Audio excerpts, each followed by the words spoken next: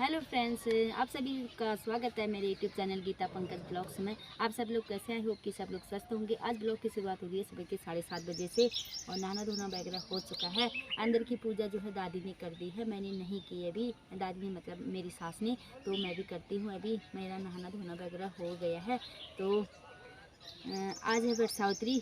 सबसे पहले आप सभी महिलाओं को वटसावित्री की ढेर सारी शुभकामनाएँ। आप सभी हमेशा सुहागिन रहें और स्वस्थ रहें, यही मैं मंगल कामना करती हूँ। तो मेरा भी है आज वटसावित्री का व्रत। वटसावित्री की पूजा होती है हमारे पास के देवी मंदिर में। तो देवी मंदिर में हम सभी महिलाएं मिलके पूजा करते हैं। तो होती हूँ मैं तैयार और मिलते हैं सीधे आप लोगों को पूजा में। ओम विष्णु विष्णु विष्णु नमः परमात्मने श्री ब्रह्म पुरुषोत्तमाय पुरुषं जम्बुद्वीप भरतखंडे आर्यावर्ते मोक्षदेशे ब्राह्मणवती प्रार्थना त्रिशेर द्वारा करते व्यवस्थित मनवंतरया सावी तीर्थने कलिके कलिके तत्परम में प्रवादी सत्य समझना मध्ये यह वर्ष कालिक नाम संवत्सरे सूर्य उत्तरायणे दक्षिणे को गेट पश्चिमास्तं वर्णवात् तथा गोत्र गोत्रोत्पन्न आसन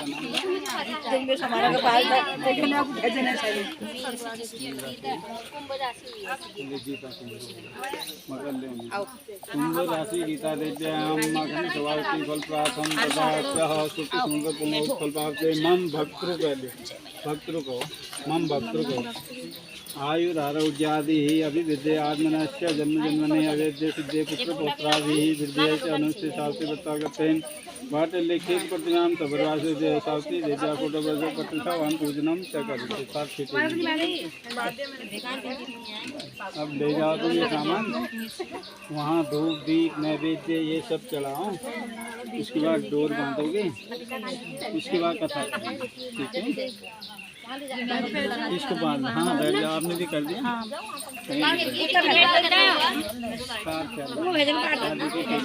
वही याद करते रहना हुआ।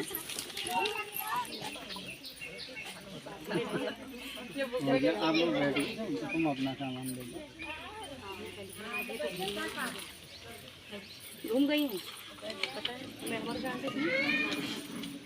पूर्ण होने पर भी वे संतान के अभाव में बड़े दुखी रहते थे। बल हैं राजा ने पंडितों की सलाह से पुत्र प्राप्ति के लिए सावित्री की आराधना की। ठीक है, सावित्री ने प्रसन्न होकर राजा रानी को दर्शन देकर आशीर्वाद दिया और कहा कि तुम्हारे भाग्य में पुत्र तो नहीं है, पर मैं स्वयं कन्या रूप में तुम्हारे यहाँ जन्म लूंगी। इतना कहकर सावित्री देवी अंतर ध्यान होगी। अब कुछ समय के बाद रानी के गर्भ से साक्षात सावित्री का जन्म हुआ। राजा रानी ने उसका नाम भी सावित्री ही रखा। अब सावित्री सर्वगुण संपन्न थी। वह चंद्रमा की कला के समान नित्य प्रति बढ़ने लगी। जब वो विवाह के योग्य हुई तब माता पिता ने उससे कहा कि अब तुम अपने योग्य के लिए आए थे। तभी सावित्री भी अपने लिए वर पसंद करके लौट आ रही थी। उसने आदर पूर्वक नारद जी को प्रणाम किया और नारद जी ने उसे विवाह योग्य देखकर राजा अश्वपति से पूछा कि आपने इसके योग्य वर खोजा है या नहीं खोजा है। तब राजा ने बताया कि मैं सावित्री को वर खोजने के लिए भेजा था, वह अभी लौटकर आई है और अब वही बताएगी कि उसने अपने पति रूप में किसे पसंद किया है, किसे पसंद नहीं किया है। राजा की बात सुनकर नारद जी ने सावित्री से पूछा कि तुमने किस वर के साथ विवाह करने का निश्चय किया है। तो सावित्री ने परम विनम्र हो हाथ जोड़कर निवेदन किया कि हे महाराज, राजा धुमत्सेन का राज्य रुक्मी ने छीन लिया है और वे अंधे होकर रानी के साथ में वन में रहने लगे हैं। उनके एकमात्र पुत्र सत्यवान को ही मैंने अपना पति बनाने का निश्चय कर लिया है। सावित्री के ऐसा कहने पर नारद जी ने राजा अश्वपति से कहा कि आपकी कन्या ने वर खोजने में निसंदेह भारी परिश्रम किया है। सत्यवान, गुणवान और धर्मात्मा है। वह रूपवान और समस्त शास्त्रों का भी ज्ञाता है। वह अपने माता पिता के समान सदा सत्य बोलने वाला भी है। इसी कारण उसका नाम सत्यवान हुआ। अब मैं शारीरिक संबंध के लिए तो कभी मन में भी किसी अन्य पति के खोजने का विचार नहीं कर सकता। कोई भी संकल्प पहले मन में आता है, फिर वाणी से कहा जाता है। कहने के पश्चात उसे करना ही होता है, चाहे वो शुभ हो चाहे वो अशुभ हो।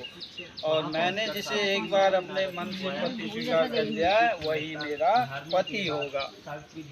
अब मैं किसी दूसरे का वर्ण किस प्रकार कर सकती हूँ? राजा एक ही बार आज्ञा देता है, पंडित एक ही बार प्रतिज्ञा करते हैं और कन्यादान भी एक ही बार होता है। जैसा भी है, अब सत्यवान ही मेरा पति है अपने पिता की। मुझे उसके दीर्घाय या अल्पाय होने से कोई भक्ति विचार लेना तो करते हुए काफी समय तक। अब मैं पुरुष की तो बात ही क्या है, वेदा इंद्र को भी होता है।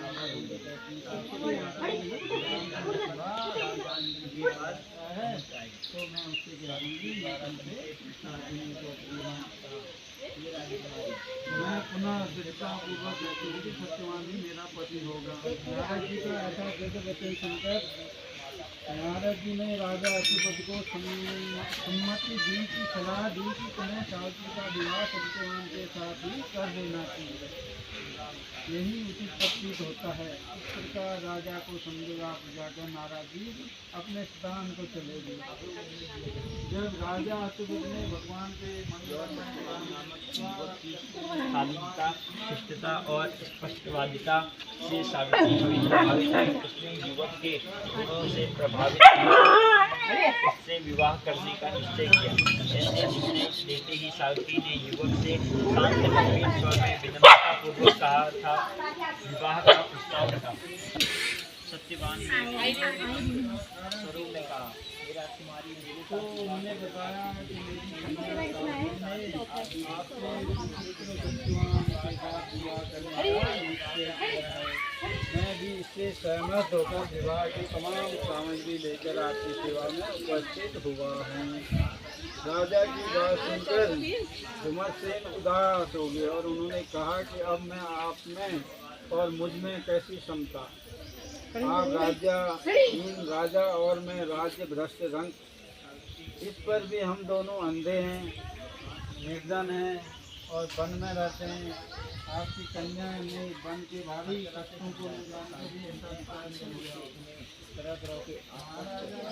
विवाह की स्वीकृति प्राप्त करने में सफलता प्राप्त की। सत्यवान ने भी विवाह के लिए मेरे साथ ससुर और पति निवास करते हैं, वही मेरे लिए वैकुंठ है। आप में से कौन कौन लोग हैं जो सास ससुर के साथ जीना पसंद करते हैं? कौन कौन से हैं जो सास ससुर के साथ जीना पसंद नहीं करते हैं? सावित्री के ऐसे दिव्य निश्चय को सुनकर धमस्य ने विवाह की स्वीकृति दे दी।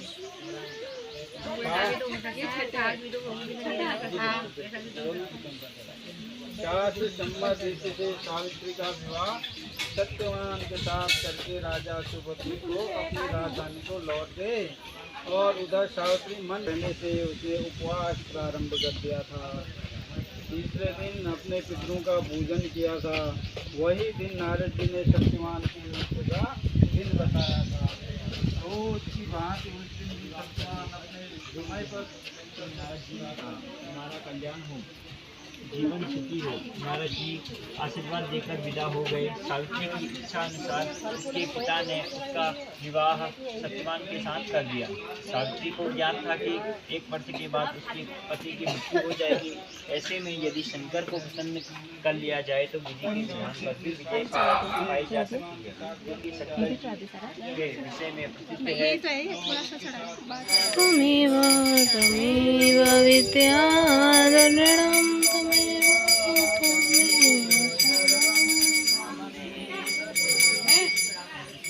वो तो मैं 3 बार भरा हाउस चल रहा है। किसका फोन है? सोनू भैया की उनका नहीं वो है ना? ये मैं कर दूं रात तक 3 बार है। मुझे श्यामल गोमानम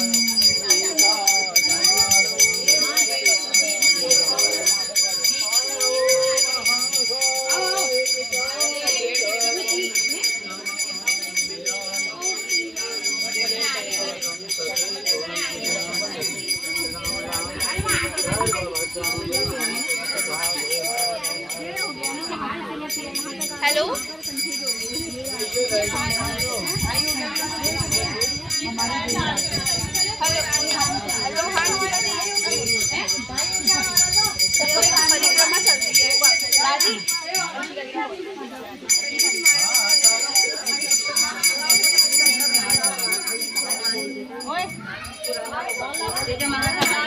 बीच में खा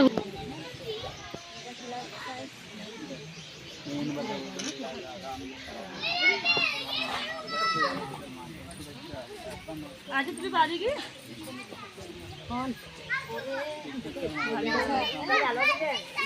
इसका पैर नहीं बाबू हाँ पैर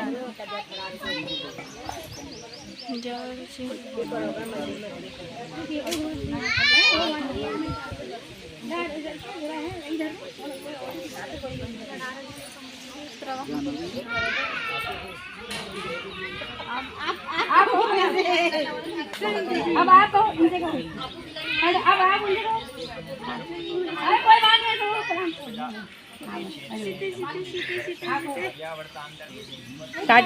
इतनी खतरनाक धूप लगी हुई है।